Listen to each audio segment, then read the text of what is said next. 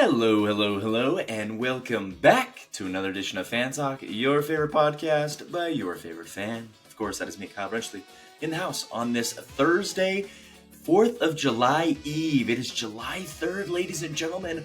How are we already in July? I don't know.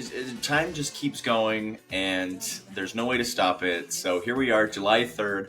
Happy Independence Day, happy 4th of July. To all my American listeners out there, happy Canada Day. July 1st was Canada Day for all my Canadians. Canada is my second home. So Canada Day, I didn't do anything terribly special, but it was super fun. So happy Canada Day. Happy 4th of July. It's going to be an awesome time here on the podcast today. If you're new here, hello. You have found the right place. This is the Fan Talk Podcast, a podcast you can find anywhere you get your podcast. Fan to fan, me and you, baby. We're just talking sports. And we're doing it in a very honest, open, chill, relaxed way. So let's jump right in. We have a lot to talk about. I mentioned a couple weeks ago that I might take a break for the summer. Yeah, right. I am here to stay. We're just going to keep the momentum going. I've been doing this podcast for about 3 years now. So don't stop me now, right? 2.5 Maybe not quite 3 years, 2.5 years, 3 years. Don't stop me now. So here we go. Let's jump right in. I'm going to call back to a segment that I've done in the past. I don't do it every week. The Fan Talk Fast Talk. 3 quick stories to start off your day. So the last few weeks I've been talking about soccer. Team USA, men's CONCACAF Gold Cup for the crown of North America. The United States, they don't have all of their best players, as they did like in the World Cup 2 years ago. All the good players that they'll have next year for the World Cup. But they do still have some very great players. And one of those players is a guy named Diego Luna. He's a young buck. I think he's only 21 years old, 21, 22 years old. Young guy, plays for Real Salt Lake, made the men's national team this time around. He was huge in their semifinal game against Guatemala. The United States won 2-1, and both those goals by the United States were by Diego Luna in the first 15 minutes of the match.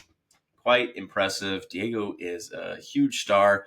Team USA gets past Guatemala and goes to the Gold Cup final, which will happen on Sunday, July 6th, and they'll face off against a familiar foe, Mexico. Mexico and the U.S. are the two teams. They've kind of dominated. They've kind of alternated back and forth. Mexico won it last time. USA won it before.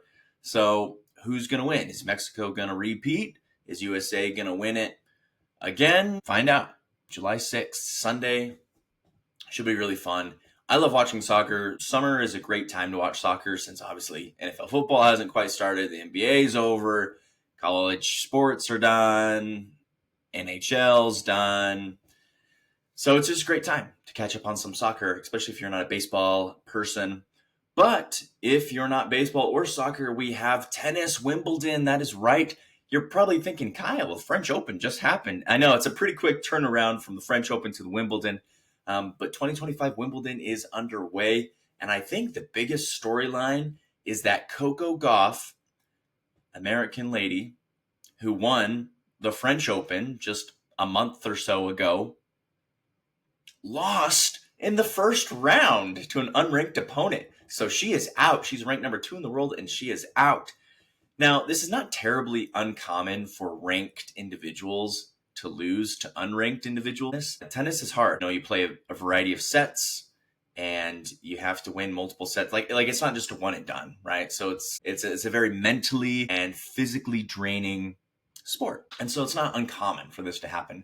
But for Coco Gauff to be ranked second in the world, to be one of the best, the second best female tennis player in the entire world, to have just won the French Open, to have just beat the number 1 female tennis player in the world in Sabalenka, and then to lose in the first round. Very tough. I know Coco Gauff, she'll bounce back. She's young, she's talented, she's got the drive, she'll bounce back.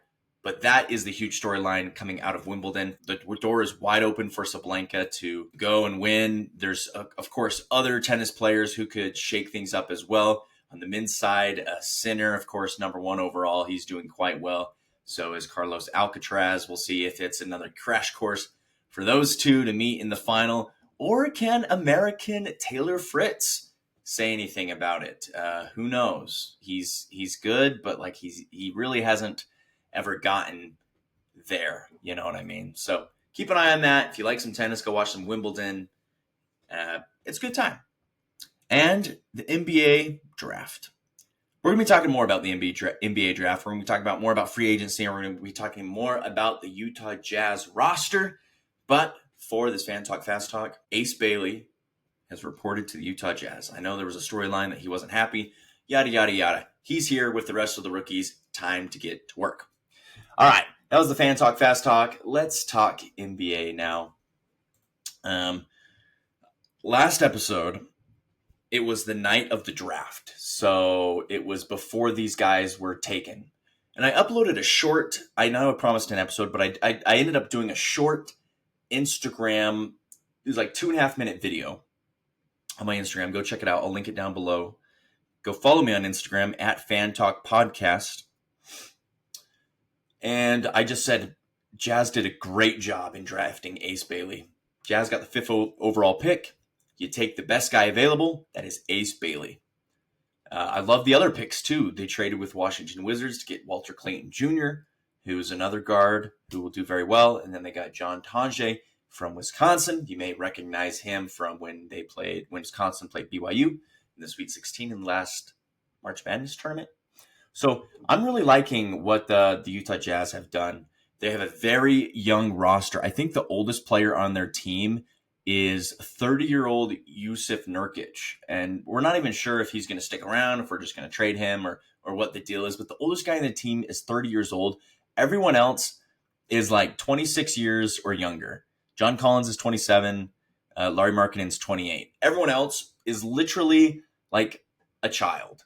That's just the landscape of the NBA is a lot of younger guys. They're lower 20s. Some still in their teens. Ace Bailey's only 18 years old. Cooper Flagg's only 18 years old. Jeremiah Fears is only 18 years old. These guys that do one and done in college. But I'm liking what I'm seeing from the Utah Jazz. Now, the word on the street is that their tanking is over. Now, whether that's the truth or not is yet to be determined. But in the next couple of days, Summer League is going to start for these teams. And so it gives an opportunity for these rookies, these guys who just got drafted, to get out on the court and really show what they got.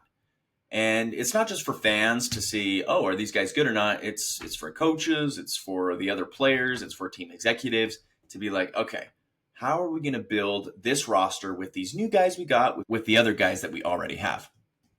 So if I am to look at the Utah Jazz current depth chart, and a depth chart just means their lineup, usually the best players start, and then the backups, and then the third stringers, and then the guys that aren't that good.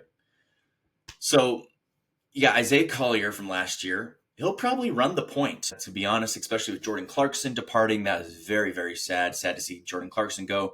Colin Sexton being traded. Isaiah Collier is probably going to be the point. And now you got Walter Clayton, who can also run the point. He ran the point at Florida, but he'd also step in as a shooting guard. Larry Markkanen, of course, is going to start small forward. John Collins, power forward, if they keep him. And Walker Kessler at center. Now, coming off the bench, you got plenty of options. Keontae George, Jaden Springer, Ace Bailey, Taylor Hendricks is coming back from injury. Kyle Filipowski, Jusuf Nurkic. Who else? We got KJ Martin, Cody Williams, Keontae George, Bryce Sensabaugh. So you got all these young guys who, frankly, they're all good. But who's going to really step up this year? Who is going to prove that they deserve to be on this team? Because if the team's no longer tanking, right, and they're trying to win, you need guys who can help you win. So who's going to prove that they can help you win? It'll be interesting to see what the Utah Jazz end up doing. It'll be interesting to see how they do. I mean, it's just always interesting as a Jazz fan, as an NBA fan in general. I really hope that every team, my NBA hope for the 2025 season is that every team tries to win. I think they need to look back at history and see that the last 2 drafts have not gone according to plan per se, right? And what I mean by that is in 2023, the Atlanta Hawks, and I've talked about this before, the Atlanta Hawks almost made the playoffs. They got into the play-in tournament, which is a little tournament before the playoffs. And if you lose the play-in tournament, then you go back into the pool of teams that can get a good draft pick. So pretty much all the teams that don't make the playoffs get a better draft pick than all the teams that do make the playoffs.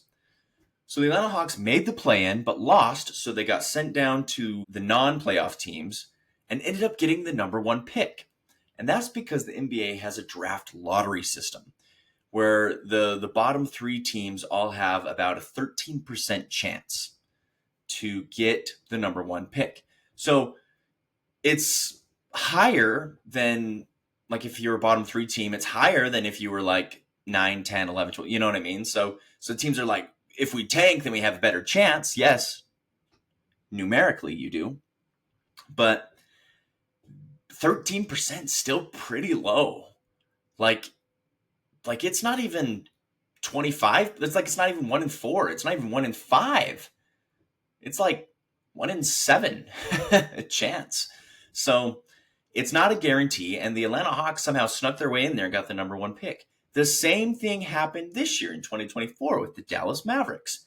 They made the play-in tournament, lost, was put into the category of teams that didn't make the playoffs, and therefore qualified for a chance to get the number 1 pick, and ended up getting the number 1 pick in draft Cooper Flagg. So this is what I gotta say from a fan's perspective. If you're an NBA team, try to win. Now, just because you try to win doesn't mean you will win. If your team is not good, if your team is young, then when you try to win, you're going to lose. That's just the nature of it. Like, let nature take its course, per se, right? And if you do try to win, and you do make the playoffs, then awesome. You're in the playoffs. You have a chance to win the NBA championship. If you try to win, you lose, you don't make the playoffs, then great. You have a chance to get the number 1 pick, even though you're not a bottom 3 team. So that's just my opinion. I know it's not an original thought. I know that there's a lot of thought that goes into this. I'm not naive, and I'm not like, whoa, why don't these guys do this? Obviously, there's a lot of layers, a lot of depth, a lot of perspective that I lack just being a fan. But personally, I think that is what I would like to see as a fan. I think that's what players would like to see. I think players would like to win now, because sometimes they're asked to be on a team that's tanking, even though that they might not be part of the future. Think of Colin Sexton. The 3 years he was on the Jazz were not good. And so that guy was competitive. He wanted to win. He didn't want to lose. And so for the Jazz to be like, hey, we're gonna tank on purpose. We're gonna lose on purpose and not waste 3 years of your career, but essentially 3 years of your career are going to be dedicated to a cause that you're not going to see all the way through, because now he's on a different team. So can you see how that's frustrating to players? Players want to win. So let them win. Don't hold them back. Don't cripple them because you want to take a risk. And it's not even a guarantee. Not every number 1 guy is going to pan out. You know what I mean? So it's just a risk either way. No matter what you do, there's a risk. But life is full of risks. And you have to step into the dark. You have to take that leap of faith. You have to keep moving forward. Because what's the alternative? Stagnation? Get you nowhere. So should be interesting to see. That's my wish for 2025. Will the NBA listen to me? Who knows? I will mention a few free agency signing here before I sign off. The Los Angeles Lakers making some moves. Of course, the Los Angeles Lakers have LeBron James and Luka Doncic. They just signed DeAndre Ayton. If you don't know who he is, he was a longtime good center in Phoenix. He got traded to Portland recently in a Kevin Durant trade, but he is now with the Los Angeles Lakers, and the Lakers have their big man. The Lakers hadn't really had a center. They hadn't really had a center for the last year or two. Could this change the tides? Could the Lakers come out of the West? I don't know. The West is a bloodbath right now. It is absolutely crazy. I'm so interested to see who's going to come out of the East, because the Celtics are down. The Pacers are down. I don't have faith in the Cavaliers. I don't have faith in the Magic. Maybe Miami Heat. I don't know. Like, they're a good team, but I don't see them going. So it should be interesting to see. The East is going to be very fascinating. The West is going to be tough. But we have all summer to ponder and wait. wait and see what happens. I hope you guys have a wonderful 4th of July. Be safe out there. Enjoy your family, enjoy your friends, enjoy the fireworks, the parades, enjoy the freedoms that we do enjoy here in the United States. I'm very grateful to be an American. I'm grateful to have the opportunity to have this podcast. Again, this is a podcast you can find anywhere you get your podcast. Thank you guys so much for listening this week, and be safe out there. I'll see you guys next week for another edition